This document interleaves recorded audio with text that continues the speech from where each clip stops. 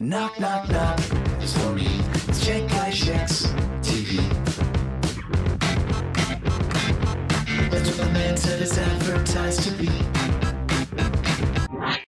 So Obama's in office officially now, and expectations for his first term are already running high. Not least wise from NASA's top climate scientist, Dr. James Hansen, who, as usual, is not mincing words. Dr. Hansen is kind of like Earth's version of Jor-El. He spends a lot of time saying various versions of, "Our planet is dying, you fools!" And now, after 8 years of being more or less ignored, he's hoping Obama will actually listen. He wrote the president a personal letter saying that if we immediately start taxing the hell out of all fossil fuel producers and completely stop building any new coal power plants, climate change will probably still screw most of us, but maybe not everyone.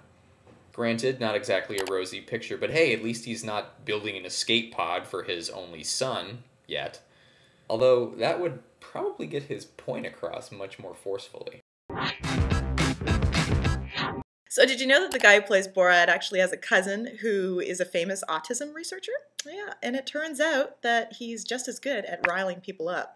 Dr. Simon Baron-Cohen of Cambridge University published a study recently showing that fetuses exposed to extra testosterone in the womb had a higher risk of developing autistic traits. He also mentioned his hope that this might lead to prenatal screenings for autism, and the next thing you know, everyone's freaking out. Actually, he's completely opposed to that kind of solution to the autism problem. In fact, even if we could screen for and cure it, and thus wipe out all autistic traits, he's not so sure that's such a great thing. After all, some autistic traits can be pretty valuable. So let's cut this guy some slack. This is all really complicated enough without throwing the E word around.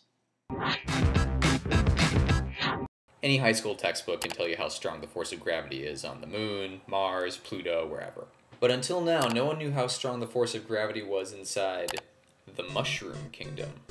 Luckily, a high school physics class from Brooklyn has published findings that seal this gap in human knowledge. After performing a battery of field experiments and analyzing the data, Mr. Ellert's investigators determined that the force of Mario gravity was once 11 times stronger than Earth's, by far the strongest surface gravity in our solar system, but getting steadily weaker over the past 2 decades. The cause is unknown. The 2 lead authors could not be reached for comment, but they have moved on to college where ample opportunities exist to expand their fieldwork. This reporter hopes that they do Contra next.